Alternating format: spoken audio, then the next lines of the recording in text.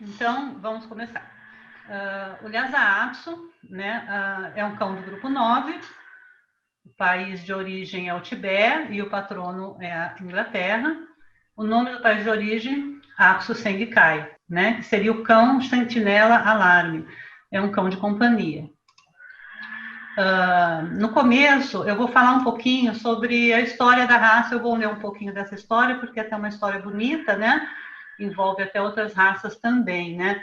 É uma das 4 raças tibetanas. Ele era criado pelo povo tibetano desde quase um milênio, né? Sendo privilegiado, pois vivia dentro do palácio, né? Por serem menores, tudo. Que era a moradia oficial do Dalai. Era considerado sagrado, jamais podendo ser vendido. Somente era presenteado a altos dignatários e autoridades políticas. Conta uma versão da história que dentro das 4 raças de origem tibetana, o Lhasa, o Tibeta-Spaniel, o Tibetan Terrier e o Mastiff, esse não entra, as 3 primeiras foram selecionadas por ordem de tamanho e pelagem, sendo o Lhasa o cão menor e mais peludo. Portanto, mais bonito e eleito para viver dentro do palácio. Enquanto que os maiores e menos peludos ficavam do lado de fora, originando o Tibetan Terrier, que seriam também cães guardiões, né? Os menores de pelos mais curtos originou o Tibetan Spaniel. Mais para frente a gente vai ver dentro do padrão essa similaridade entre essas 3 raças. Também é pensado que Lhasa Terrier, que foi o primeiro nome da raça na Inglaterra, tenha se desenvolvido na área de Lhasa, capital do Tibete, cerca de 800 anos atrás. De qualquer forma, essa raça de cão podia também ser encontrada no Butão e outros países vizinhos do Tibete. Porém, o Lhasa não pode ser classificado como um terrier, porque não possui instintos de caça, como, por exemplo, procurar animais ou insetos debaixo da terra. Da mesma maneira que o Tibetan Terrier, apesar de chamar Tibetan Terrier, não é um terrier, né? De acordo com os monges, né, tibetanos que contam a história do Lhasa, esses cães pequenos eram originariamente lobos, cães selvagens, que foram domesticados por centenas de anos pelo povo do Tibete. Embora os chineses tenham dizimado todos os Lhasa da cidade de Lhasa, como também milhares de tibetanos, esses cães ainda viveriam na vida selvagem tibetana, onde humanos não se aventurariam. O povo tibetano frequentemente oferecia esses cães como presentes aos monges. E foi assim que a raça entrou nos monastérios, onde, como qualquer ser vivo, eram tratados com carinho e respeito. Os monges tibetanos dizem amavelmente que Lhasa foram monges em vidas passadas, né? E que, por algum motivo, quebraram seus votos e não voltam para a sua vida atual para servir aos monges como cães de companhia. Para os tibetanos, os cães possuem várias encarnações, assim como os humanos. Por esse motivo, cães Lhasas, considerados especiais, os mais belos, eram presenteados aos altos lamas como se fosse oferecida a própria alma do cão, mas não para o prazer do lama, e sim na esperança de que este cão especial tivesse uma reencarnação humana na próxima vida, ou pelo menos uma outra vida de cão com um bom karma. Porque lamas não têm seus cães porque necessitam deles. Os lamas não necessitam de nada, né? Substancial para viver, pois muitos dos grandes lamas viveram em grandes cavernas, nas florestas selvagens, se alimentando do que era possível. Sendo o Tibete um país montanhoso e cheio de vales profundos, onde o frio intenso e o ar do calor se confrontam, exigia do Lhasa uma constituição forte e vigorosa, como eles devem ter até hoje, né? Aí ele chegou no Ocidente, a raça foi introduzida pelo senhora McLaren Morrison em 1901. Este foi o primeiro aparecimento mundial da raça no Tibete, fora do Tibete. A raça ganhou popularidade rapidamente no ano seguinte, em 1902, e foi reconhecida pelo Quênia da Inglaterra como o nome de Lhasa Terrier. As guerras mundiais causaram grande impacto para o Lhasa, como também para outras raças, né, que muitos sofreram. Quando a paz foi declarada, alguns criadores ingleses importaram vários cães da China para dar prosseguimento na criação. Porém, esses cães não eram Lhasa, e sim Shih Tzus. Mesmo assim, esses cães foram incluídos nos programas de criação, uma vez que boa parte da criação inglesa havia se perdido por conta da guerra. Os criadores que importaram os cães da China foram especificamente a senhora Hutchins, eu não sei dizer, e o casal Brown Rings, no ano de 1930. a história também fala que o Shih Tzu não saiu antes de 1931 da China, né, no padrão. Onde trouxeram primeiramente um macho de nome Ribu e 2 fêmeas, sendo que a segunda morreu na quarentena. Um ano após o casal retornou à China e trouxe mais uma fêmea com sua ninhada. Porém, quando os Browns analisaram seus lhasas juntos com outros criadores, né, que o segundo criador, o casal Bailey, que haviam trazido do Tibete, notaram que haviam diferenças marcantes entre esses cães. Eles não eram tão similares, né? E esses 2 tipos diferentes foram apresentados juntos na exposição de Ladies Kennel Club em 1934. Nesse mesmo ano, a Associação Inglesa de Cães Tibetanos decidiu que cães vindos da China não se tratavam de lhasas. O comitê inglês decidiu, então, classificá-los como uma outra variedade chamada Shih Tzu, que seria o cão-leão tibetano. E esses cães, que já haviam sido registrados como lhasas, receberam um novo registro de Shih Tzu. Em 1934, o English Kennel Club aprovou definitivamente o padrão da raça Lhasa Apso. E este foi copiado substancialmente em 1935, onde passou a ser usado nos Estados Unidos também. Então, essa é uma pequena história da raça, né? Então, vamos ao padrão da raça. Deixa eu tomar uma água. Eu vou seguir o padrão da CKC, da CI, né? E tecer alguns comentários em cima desse padrão, né? Então, a aparência geral de um cão bem balanceado, robusto, com pelagem abundante, mas sem excessos. O temperamento alegre, seguro de si, alerta, estado indiferente com estranhos. Né? Esse padrão já foi um pouquinho mudado, mas a questão é que o Lhasa é um cão reservado, né? Há uns anos atrás, a gente até via bastante os Lhasas até morderem, né? Eu acho que hoje eles melhoraram bem essa questão do temperamento, mas continua sendo um cachorro reservado. E a questão da aparência de um cão bem balanceado é um cão harmonioso também, que a gente vai ver a seguir aí melhor, né? E da mesma maneira como ele é um cão reservado, na família, né, com os dele, ele é um cão muito alegre, brincalhão, então ele tem essas 2 coisas, como ele também tem aquela coisa de querer ficar quieto no lugar dele, e aquele momento que não quer ser importunado, né? A cabeça e crânio, a gente vai falar bastante sobre cabeça, porque como toda raça, a cabeça é uma questão muito importante dentro de uma raça, define um cão, né, de você olhar, e, principalmente num grupo 9, que são cães de companhia, tem vários cães que seguem o mesmo tipo, de pelagem longa, né, então a cabeça é algo muito importante.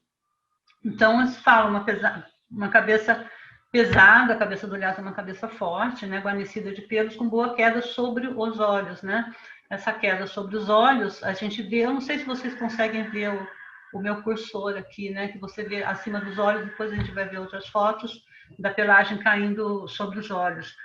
O crânio moderadamente estreito caindo atrás dos olhos, né, que é uma coisa que sempre deu muita divergência, e o que é cair atrás dos olhos, né?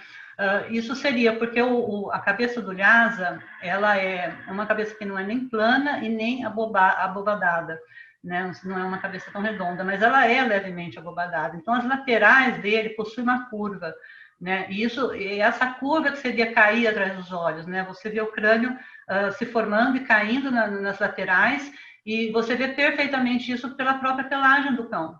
Quanto mais perfeita e correta a cabeça, melhor o caimento do pelo, né? A gente vê cães Lhasa Apsos em exposições que a pelagem, a divisão da pelagem é perfeita, que mesmo quando o cão anda, ele ainda continua, ele vai e volta e o pelo continua caído no lugar que tem que cair, ou seja, na lateral dos olhos, e o cão ainda pode mostrar os olhos, né? Mesmo assim, ele vai estar enxergando, né? Alguns outros pode ter um pouco de subpelo a mais, tudo, tem uma série de situações aí que vai fazer com que o cão se atrapalhe um pouco, a gente tenha que usar a escova ali para ajudá-lo, né? Afinal de contas, são cães de exposição, mas se eles estivessem no normal da vida deles, eles não estariam tão peludos assim, né? A gente trata um pouco a mais do que deveria na exposição, né? Então, às vezes tem esse problema, mas a gente vê muitas vezes os cães com essa caída, né? Eu acho muito bonito isso, até eu vou mostrar no segundo slide antes de falar, aqui, que você vê bem essa característica, né, dessa pelagem caindo lateralmente sobre os olhos, né? E mesmo assim o cão ainda consegue enxergar. Bom, a questão da trufa é sempre preta, né? Isso daí não tem não tem jeito. A trufa do Lhasa é preta. Tanto é que às vezes já me chegaram a perguntar, mas e o Lhasa chocolate? Eu, apesar do padrão admitir toda e qualquer cor, para mim não existe Lhasa chocolate, existe Lhasa marrom, porque um cão chocolate geneticamente teria o nariz marrom e os olhos também mais claros, né? E os olhos do Lhasa são sempre muito escuros, né? Quanto mais escuro, melhor. Ajuda muito na questão da expressão do cão, né? Um cão de olho claro não vai ter uma expressão tão bonita, tão amável quanto a do Lhasa, o Lhasa deve ter. Então, essa questão do chocolate, para mim, é uma questão que eu particularmente nunca vi um Lhasa chocolate dentro de uma exposição.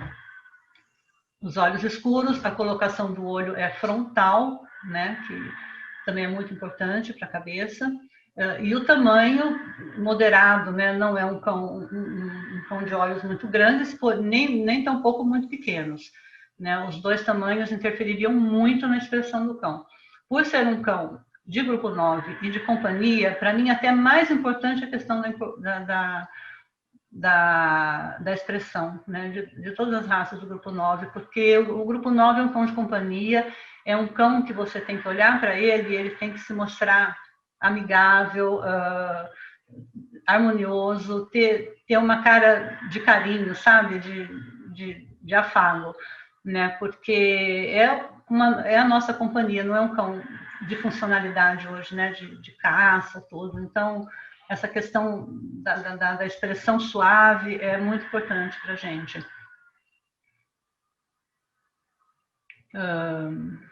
Bom, eu já falei em relação aos olhos, então vamos passar sobre.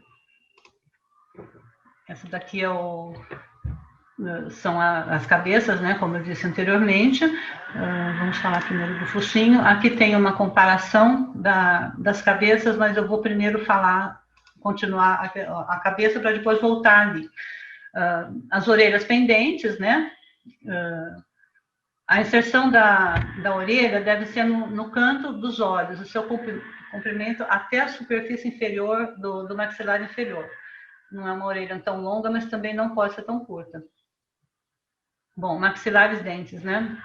O Lhasa é um cão levemente prognato, ou seja, tesoura invertida, né? E frequentemente, e essa tesoura invertida é muito importante que o maxilar inferior seja bem largo, né, para dar, inclusive, o formato, não só para dar o formato perfeito na cabeça do cão, mas também para evitar problemas de boca, que um cães prognato geralmente é um grande problema para quem cria, sabe, né, não é dizer que tudo é lindo, maravilhoso, a boca é realmente um problema por ele ser prognata. E uma das coisas que eu mais vejo, né, que a gente mais notou, assim, inclusive pela experiência nossa de criação, pior do que uns incisivos desalinhados, que isso pode acontecer, mas se o maxilar for largo e ele se encaixar bem na tesoura invertida, já não é tanto problema, mas o pior é quando esse maxilar é estreito, né, porque o maxilar estreito, e a gente vê principalmente em fêmeas, isso eu acho que acaba sendo incidência maior, acaba trazendo outras coisas. Com o tempo você pode ter cães com apenas 4 incisivos, né? Eles são retos, são ajustados, mas tem apenas 4. E outra coisa são os prognatismos, ossos e dentários, o prognatismo onde o cão, no molar, não consegue fechar a boca porque os molares não se encaixam. E isso também é comum acontecer na raça. E é bem fácil de se ver, porque um cão com um prognatismo ósseo, ele não fecha a boca. e você nota que o cachorro aparece a língua de fora, a pontinha da língua de fora, né? Então é bem comum ver isso em exposição, aquele cão que está sempre mostrando a língua, você pode ter certeza que é um cão que não tem uma boa oclusão, né? E a questão também do maxilar estreito, porque o padrão fala que o focinho tem aproximadamente 4 centímetros, mas não é quadrado. Ele não é quadrado porque a profundidade do focinho faz com que ele não seja quadrado, e isso inclui o maxilar inferior do cão. É um focinho cheio, com bom maxilar inferior e portanto, não quadrado, né? Os 4 centímetros é muito relativo, porque vai depender também do tamanho da cabeça, da proporção geral do cachorro, né? Inclusive, aqui a gente comenta que o antigo padrão adotava o termo boca, né? Que para com isso reduzir a importância da posição relativa dos dentes e evidenciar mais a posição dos maxilares e da aparência geral do focinho, né? Então, o prognóstico inferior é a articulação desejável, podendo-se chegar até a tesoura. É comum vermos Lhasa mordendo uma tesoura, né? Aos criadores, é uma coisa que um cão desse pode ser usado, mas com certa cautela, né? Porque você vai acabar tirando filhotes mordendo em tesoura, mas pode acontecer, é bem comum acontecer que em ninhadas você possa ter cães mordendo em tesoura, e às vezes é um cão muito bom, um exemplar que tem muitas outras qualidades, né? Então, por isso que a gente fala que a boca é um problema na raça, porque às vezes você tem um cachorro muito bonito, que tem um problema de boca, que seja uma boca mordendo em tesoura, ou um desalinho, alguma coisa assim, ou até às vezes um pouco prognato demais, né? E aí você vai fazer o quê, né? Fala assim, puxa, mas esse cachorro tem tantas outras qualidades, né? Então, é uma situação que sempre vai ocorrer e não tem jeito, né? E aqui falamos também que o comentário dos incisivos, tão em linha reta quanto possível, implica no focinho largo em sua extremidade. Uma dentição curvada como a dos collies é indesejável. É outra coisa que a gente pode ver, né, dentro do Lhasa, é essa curvatura no maxilar que também é indesejável e tira também o formato desse focinho cheio que ele deve ter, né? Aí depois a gente vai ver um gráfico sobre o corpo do cão, né? E então o pescoço forte, bem arqueado, o padrão é bem sutil, né? Mas depois a gente vai discutir melhor essa questão do pescoço no gráfico geral do cão, tá?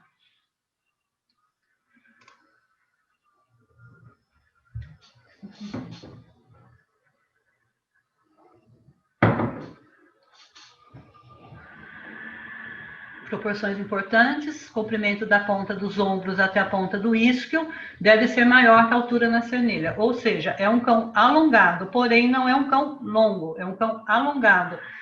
Ele tem que ser um cão harmonioso, um cão alongado, porém harmonioso, com boa top line, né? Então o cão muito longo não é o ideal, porque ele vai ter outros defeitos que a gente vai ver adiante. Os ombros são bem colocados para trás, é um cão que tem uma boa angulação, a gente vai ver sobre isso também.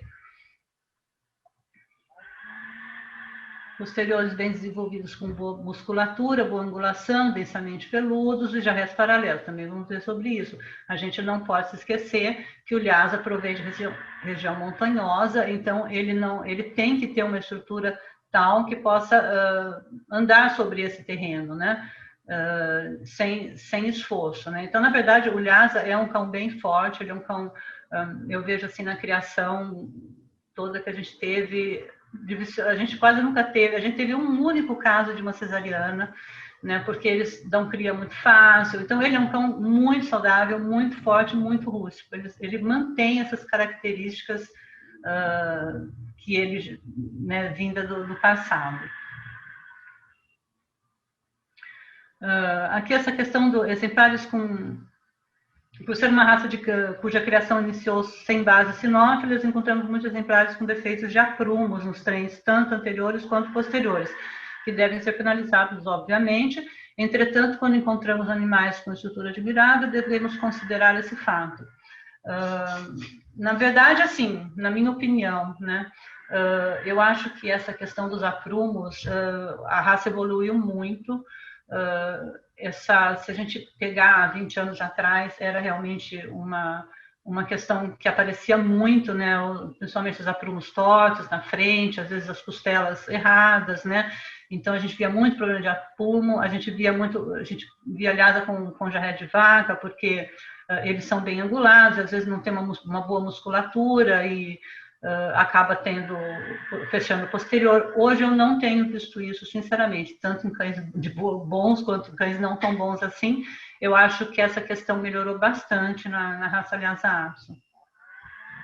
Ele possui pés de gato, né? E o corpo de comprimento médio, bom, vamos passar para o outro gráfico aqui, que aqui mostra bem o corpo do Lhasa. E, bom, aqui a gente tem o esquema do gráfico, né? Que narra bem aquilo que é o padrão, né? Que seria altura 7,5 e comprimento 10, né? Então, é um cão levemente mais longo do que curto, né? A cabeça 1 e corpo 3, né? Então, isso mostra também que o corpo não pode ser tão longo, né? Angulação de pescoço em relação à escápula, de 90 graus. Ângulo da escápula em relação à horizontal, aproximadamente de 40 graus, que está aqui, ó, né, nesse gráfico aqui. O comprimento do úmero um pouco menor que a escápula, né, dá para ver bem aqui. O focinho, né, que fala que aproximadamente 4 centímetros de comprimento, onde focinho 1 e crânio 2, né? Então, crânio 2 vezes, focinho 1. Não é um focinho muito curto, né? Mas também não é um focinho longo, é uma proporção muito boa. O ângulo escápulo-humeral aqui de aproximadamente 90 graus. Ângulo da tíbia e fíbula aproximadamente 90 graus com o fêmur, aqui está um pouco mais, é aproximadamente, então no caso aqui está um pouco mais, né? Jarretes perpendiculares ao solo é muito importante, os jarretes do Lhasa também são bem descidos, que a gente chama de jarretes curtos, né? Ele não pode ter um jarrete muito alto, porque aí ele vai ter uma movimentação incorreta, ele vai chutar o posterior, né? Então, os jarretes, além de ser perpendiculares, tem que ter um bom tamanho, né? Serem descidos ou curtos, né? A inserção da cauda acima da articulação da pelvis com o fêmur, né? Que a gente vê bem aqui nessa portada caindo sobre o dorso. O dorso deve ser em nível com o solo, né? A cauda do Lhasa, o padrão fala aqui, deixa eu pegar, tá aqui na cauda, ele fala que a cauda tem que ser portada alta sobre o dorso, mas não como um gancho, né? O que significa isso? A curvatura da cauda aqui é bem aparente, né? Que até a gente falava que sobre o floquinho do Cebolinha, né? Que ele teria que ter a cauda, às vezes se confundir a cauda e a cabeça. E hoje esse comentário está no padrão do Shih Tzu, né? Não no padrão do Lhasa. Mas ambos têm caudas semelhantes, porque em termos de formato, né? Então ela faz uma curva, mas uma curva alta. E isso dá aquele desenho bonito no corpo do cachorro, né? Alguns cães possuem um nó na cauda ou uma curva na cauda, é frequente acontecer. Então, quando acontece isso, é um pouco difícil de grumar, porque pode embolar tudo, é sensível, né? Porque os ossos são fininhos, mas pode acontecer essa curva. Mas o importante é que ela seja bem acima do dorso e possua essa curva, para dar uma aparência bonita. A cauda achatada sobre o dorso é errada, não está certa. Também, como não está certa, essa cauda que eles chamam de gancho, que na verdade seria uma cauda semelhante à cauda, ao que a gente chamava de gancho de panela, né? Que seria uma cauda reta ou mesmo uma cauda embandeirada. Né? Então, a cauda do Lhasa, ela nunca sobe e fica reta, ela sempre tem uma curva que cai sobre o dorso, tá? Aí vamos falar sobre a movimentação. o padrão não especifica muita coisa sobre movimentação, simplesmente fala que ela é livre e desenvolta.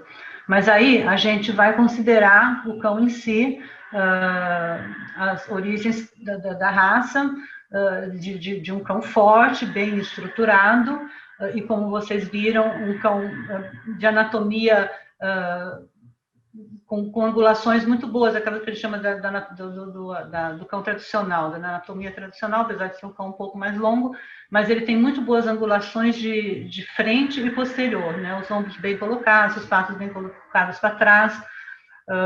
Então, é um cachorro que tem que andar bem, né? Ele não pode ter uma movimentação picada, ele tem que ter desenvoltura de movimentação, né? E é muito importante isso na raça. E quando anda, o dorso sempre tem que se manter reto. Isso é o ideal da raça. E tão pouco o cão pode se movimentar e dar pulos no posterior, que isso indicaria uma não harmonia entre angulações traseira e posterior, né? Então, aqui a gente fala que existem raças com movimentações específicas, como os pequineses, os shih tzus, né? E os chow-chows, né? Então, todas essas são faltas no Lhasa. O correto balanceamento entre frente e traseira permite uma movimentação solta e de adequada propulsão, né? E aí a gente, uma coisa muito fácil de ver na movimentação do Lhasa, na ida e volta, você sempre tem que ver os pés, as almofadas plantares são sempre muito aparentes, né, num cão que se move bem. No trote, que é uma coisa também que eu acho importante, né, o Lhasa, pela constituição forte que ele tem, não deverá jamais ser um cão estreito, ele tem uma tendência ao single tracking, o que ele não realiza totalmente, justamente porque trata-se pela largura do corpo, né, e as pernas relativamente curtas.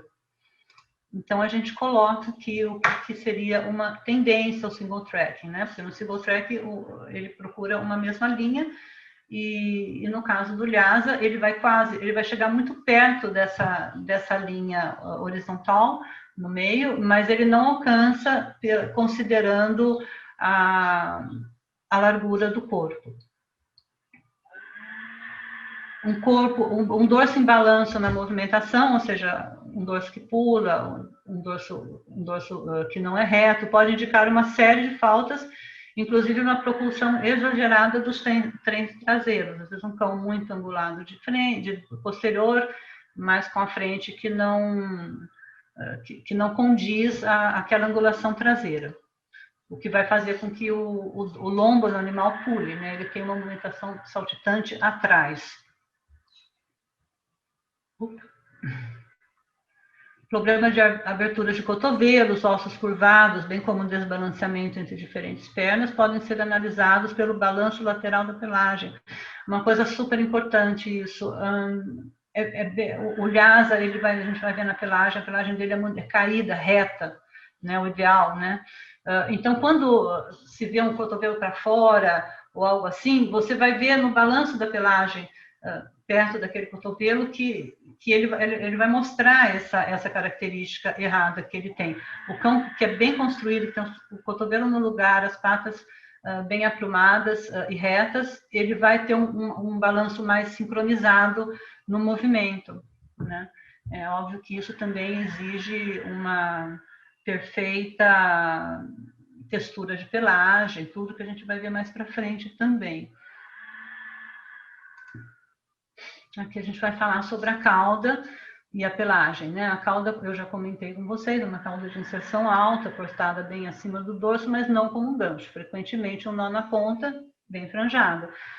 Então, isso daí a gente já comentou, né? A textura da pelagem da cauda é sempre importante, porque a gente vai ver aqui na pelagem que fala pelagem externa longa, reta, pesada, áspera, nem lanosa, nem sedosa.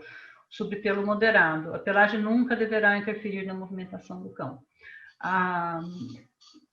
Eu notei, inclusive com cães meus, mais do que uma vez, que que os cães que vêm para o Brasil ou para a América do Sul, para países de região mais quente, sofrem uma mudança de textura de pelo. Então, é muito mais fácil você encontrar uma boa textura em cães europeus ou de países mais frios do que aqui. Né? E não porque, às vezes, não porque o cão tenha uma má textura, mas sim porque ele adquire essa textura. Nós tivemos um cão que chegou com 4 anos da França, há um tempo atrás, e ele tinha um pelo espetacular. E eu notei que depois de 6 meses ele continuava com aquele pelão, porém a textura totalmente modificada, com muito subpelo, né? Então, assim, o subpelo tem que ser extraído, né? O ideal. A gente extrai o subpelo para mostrar a pelagem real do cão, mas eu acho que uma das maneiras de você analisar, não, mas será que esse cão tem uma textura certa mesmo, ou ele está com essa textura devido a questões climáticas? Eu acho que a cauda é o que define ali, sabe, a maneira de você ver adequadamente, porque a cauda não muda a textura de pelagem. Então, mesmo que o cão adquira um excesso de subpelo, o pelo se torne mais fino, às vezes também eu acho que por questões de grooming, né, a gente gruma muito os cães, passa muito condicionador, muita coisa para manter a pelagem longa, e isso mexe com a textura. Né? Então, a gente vê que em lugares onde eles são tratados de maneira mais rústicas, você vê o cão com pelo realmente de lhasa, aquele cão pelo pesado, aquela semelhança com o cabelo, né? Então, é bem importante que se note isso, se é realmente uma questão climática ou não, porque se for uma questão climática, mesmo que o cão esteja com a pelagem levemente mais sedosa ou com mais sobrepelo, ainda vai existir pelos, o pelo certo junto daquela pelagem, né? Uma questão realmente a se considerar, mas o que a gente quer é realmente um cão o máximo possível com a pelagem pesada, reta, e com um balanço muito sincronizado na movimentação. Aqui a gente fala também que é de suma importância a inspeção tátil da pelagem do animal, né? A aparência fina e muito subpelo são indesejáveis. Deve-se ter a impressão de que um pente possa correr com facilidade no pelo. Isso é o ideal que a gente gostaria que aconteça, né? Em filhotes, levar em conta a idade e a possibilidade da mudança de textura. Os filhotes realmente, se for considerar filhotes, acho que até 9, 10 meses, ainda tem aquele pelo bem cheio, né? Um pelo bem de filhote. Dificilmente você vai encontrar um filhote com a textura correta. Outra coisa a se considerar é que aqui no Brasil os cães entram em pista muito cedo, né, às vezes para concorrer a títulos aí, a situações de ranking, né, de toda semana de exposição.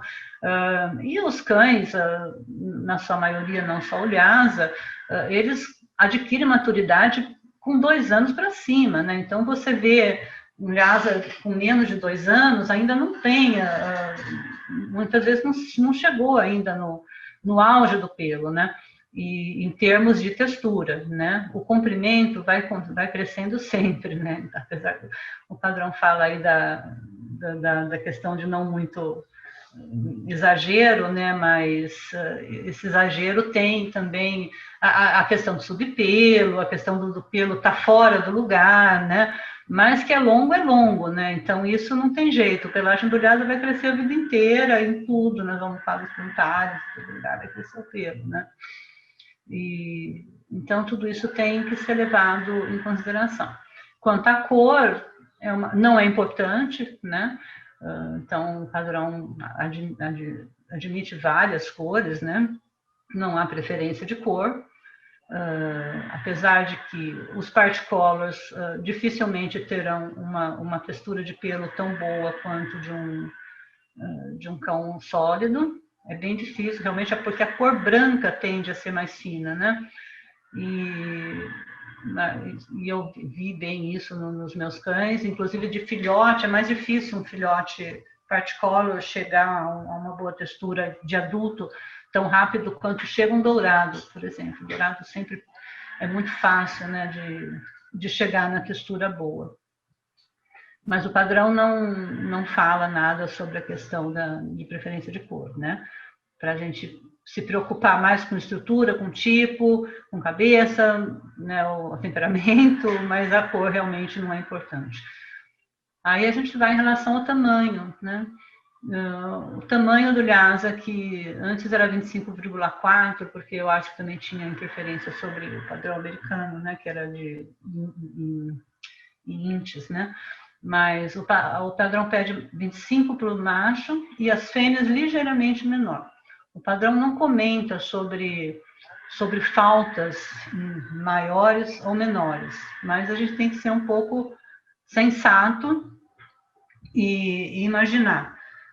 Um cachorro de 25 centímetros é um cachorro bem pequeno, né? Se considerar as outras raças aí que têm o mesmo tamanho. E o Lhasa é um cão forte, ele não é um cão como o Maltês, por exemplo, ele é um cachorro de estrutura forte. Mas é possível você ter um cão de 25 centímetros. Mas a altura exata de 25 não é o mais importante. O importante é o tipo, é a aparência, né? Por exemplo, um cão de 29 centímetros, com certeza é um cão grande, né? E a gente tem que levar em consideração que o Lhasa é um cão de companhia, então ele é um cão que ele deve ser carregado no colo, ele possa ser carregado no colo com uma certa facilidade, também levando-se em consideração que pelo temperamento da raça, né, o temperamento original da raça, ele é mais indicado para pessoas mais velhas. Ele não é um cachorro, por exemplo, para um jovem, uma criança, por conta de ser um cachorro mais reservado. Ele se assemelha melhor com o temperamento de uma pessoa mais velha.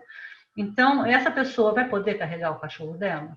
Ele é suficiente, ele tem um peso que dê para ela carregar? Tudo isso tem que ser levado em consideração, né? Então, a questão da altura, na criação, ela sempre tem que ser muito analisada. Não penalizar totalmente, eu tenho um cão de 26, 27, 26 é ótimo, inclusive, mas de um cão de 27, ele tem aparência alta, então, quando for cruzar esse cachorro, essa cachorra, leva-se isso em conta, né? Tente diminuir o tamanho, mas que isso não seja totalmente eliminatório, porque você vai estar, às vezes, tirando um bom exemplar por conta de 1 ou 2 centímetros. E realmente é difícil você conseguir cães no exato 25 centímetros. Se o padrão estivesse penalizando, desqualificando, essas coisas todas, já seria diferente. Mas isso não vai acontecer mesmo porque não teria sentido, né? Porque a gente sabe que na raça existe essa dificuldade em conseguir uma boa altura, porque mesmo há muitos anos atrás, em linhas americanas, houve uma tendência de se criar Lhasas maiores para que eles melhor aparecessem no grupo, né? Mesmo porque no AKC o grupo do Lhasa não é o toy, sim o herding, né? O grupo de cães de companhia. Então, para se tornar um cão majestoso, houve algumas linhas de sangue que aumentou muito o tamanho do cão, e aí isso depois fez com que houvesse uma certa dificuldade em retornar às origens da altura, né? Isso, inclusive, a gente anotou aqui, eu anotei, está escrito, né? Hoje nota-se um trabalho para retornar para próximo do padrão. Então, isso daqui já faz uns anos. Então, esse trabalho continua sendo sempre, né?